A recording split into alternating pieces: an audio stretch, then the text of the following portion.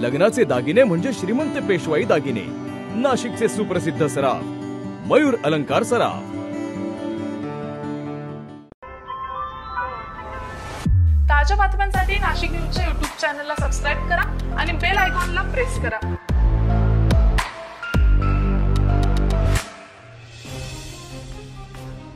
वैतरणा धरण येथे फिरण्यासाठी गेलेल्या नाशिकमधील 4 ते 5 मित्रांपैकी 4 जण पाण्यात बुडाल्याची भीती व्यक्त होत आहे। रविवारी सायंकाळी हा प्रकार घडलेला आहे। घोटी पोलीस आणि जीवरक्षक जवान पथकाकडून शोधकार्य सुरू करण्यात आले। पोलिसांनी दिलेली अधिकची माहिती अशी की नाशिक रोड जेल रोड परिसरातील 4 ते 5 मित्र वैतरणा धरण या ठिकाणी फिरण्यासाठी गेलेले होते। यातील दोघे पाण्यात पडले। त्यांना वाचवण्यासाठी इतर दोघांनी पाण्यात उड्या मारत वाचवण्याचा प्रयत्न केला, मात्र 4ही मित्र पाण्याचा अंदाज न आल्यानं बुडाल्याची भीती व्यक्त होत आहे। अंधारामुळे काल रात्री शोधकार्य थांबवण्यात आले, ते आज सकाळी पुन्हा सुरू करण्यात आलेले आहे।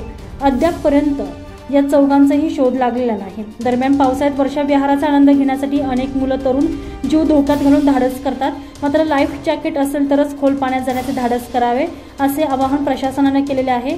भुशी डॅम सारख्या पर्यटन स्थळी स्थानिक स्वराज्य संस्थांनी किंवा स्वयंसेवी संस्थांनी बचाव पथक तैनात करण्याचे सक्तीचे केले पाहिजे।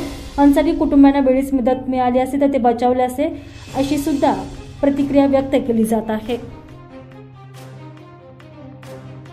तुषार ढेपले, नाशिक न्यूज, नाशिक।